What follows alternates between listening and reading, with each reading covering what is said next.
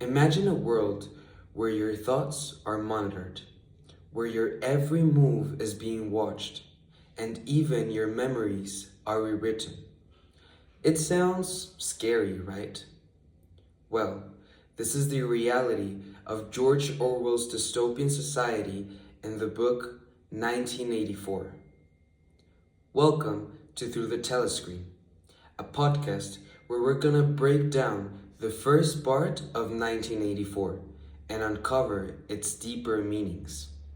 I'm Diego, and today we're gonna explore the novel's core themes, understand key characters, and also learn about the literary elements that Orwell used to warn us about the dangers of the future. At the beginning of part 1, George Orwell introduces us to a whole new other world that is totally controlled by the party, that is kind of like the government. And they literally control everything, even what is real for them, for the society, and what is not. Well, now let's break down some of the key themes of part 1. The first themes are surveillance and totalitarianism. The party or the government uses a tool called the Telescreen to constantly monitor the citizens. It has two purposes. It is used both as a television to broadcast or like to show propaganda, and it is also used as like a surveillance tool, a type of camera to watch all the citizens like 24/7.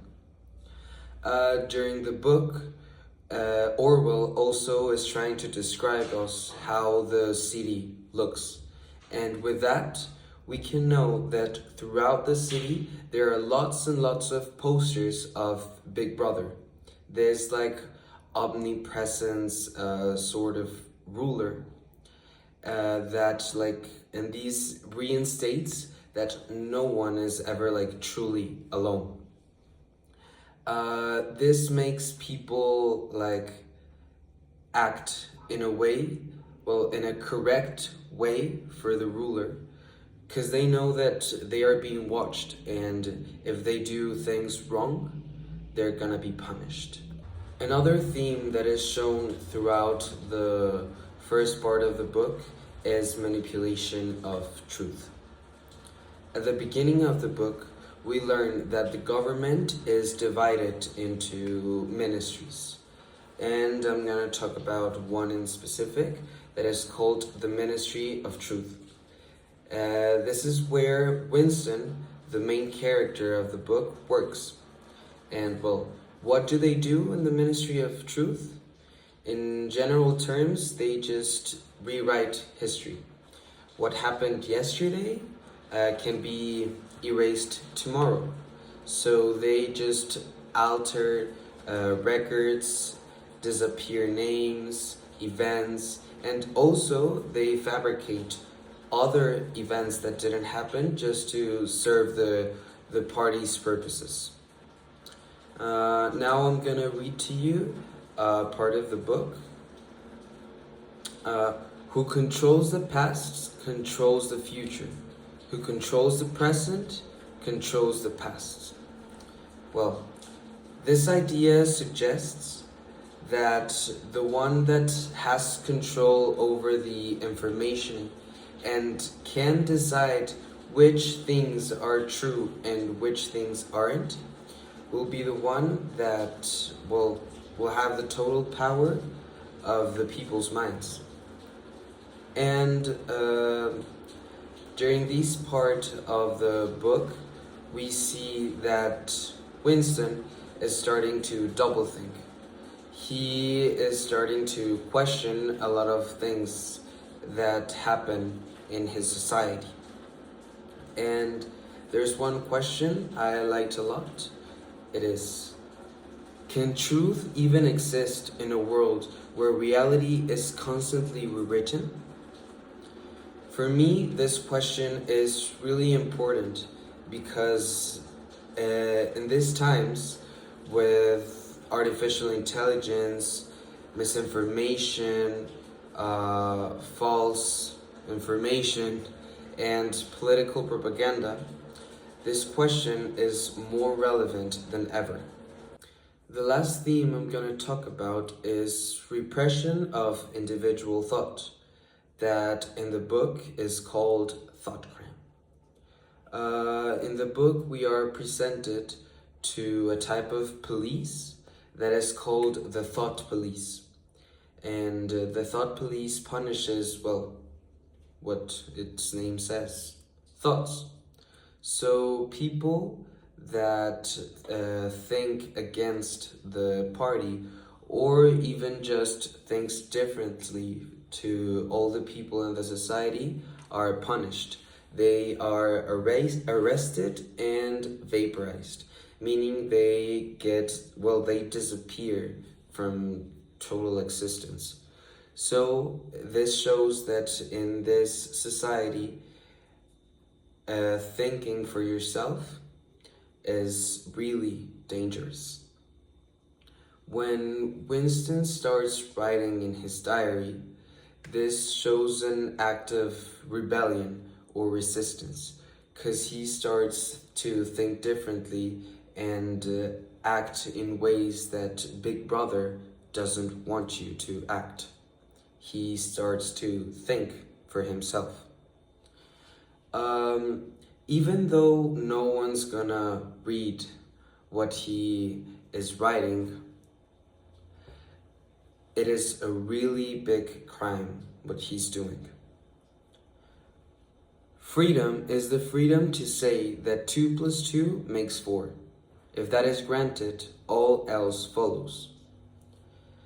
This quote emphasizes that it is important for societies to have the ability to see objective truth, to really understand the difference between what is true and what is false. Because that is essential for a society to be free. Because just like in this society in 1984, they do believe in what Big Brother is showing, but it is not because they are thinking for themselves and their reason says, well, yeah, that's true. No, it's because they cannot recognize between what's true and what's false. The characters in 1984 are a great example of the different aspects of a dystopian society. So let's take a closer look on that. Winston Smith, the main character in the book, is just an ordinary man, but he starts to question the system. He has some memories of the past that most of the times contradict in the information that the party or the Big Brother gives to the society about history and all of those stuffs of the past of the city. So he knows that things are not completely true. And he struggles because he's in between two big things that are a totalitarian society and his free thinking. So he kind of feels trapped in this city, and he feels that he'll be punished because he is an independent thinker. But despite all that, he starts to write in his diary, knowing that at any moment he could be caught and be arrested or vaporized. But the act of writing in his diary kind of gives him hope. The Big Brother and the party are at the top of this totalitarian society. They are like a symbol of absolute power, and they are designed to keep the people living in fear, because they just not control actions, but they control thoughts, they control feelings, they control history, truth, they control speech, and even personal relationships. So they do have total control of the government, the people, history, everything. And they also use slogans like war is peace, freedom is slavery, ignorance is strength. This shows how Big Brother and the party kind of turn around the whole reality of this society because they make the citizens believe that the lies are truths. And this is like, in a way, showing that Big Brother and the party are really psychological manipulators. Another important character is O'Brien. He is a member of the party, and he also has like a high rank in the party. And he starts to show interest in Winston. So Winston believes that O'Brien is part of a secret resistance group, but we don't really know for sure yet. Is he a friend or is he an enemy? This is the question that Winston starts to ask himself. Now, let's talk about how Orwell uses literary elements to give us deeper meanings of messages in the book with the help of symbolism, motives, and allegories.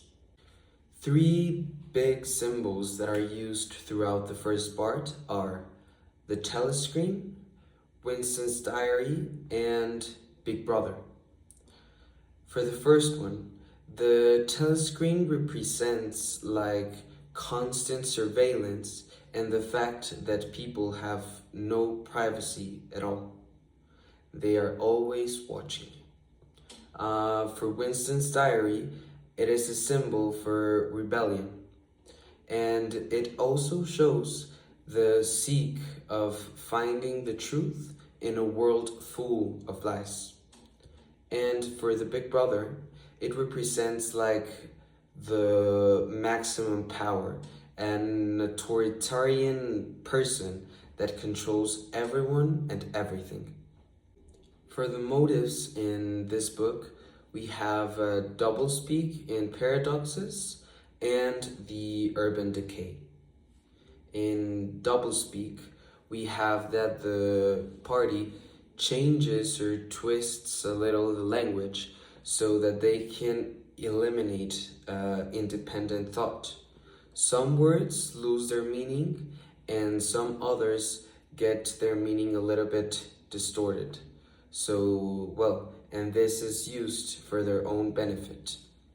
And in the part of urban decay, it shows that the society as a whole is really just falling apart. And that reflects the rule that the party has over the society. And it is like suffocating it. And it also shows the hopelessness of its citizens. And for the part of allegories, we can see that the whole book, 1984, represents an allegory of any oppressive government.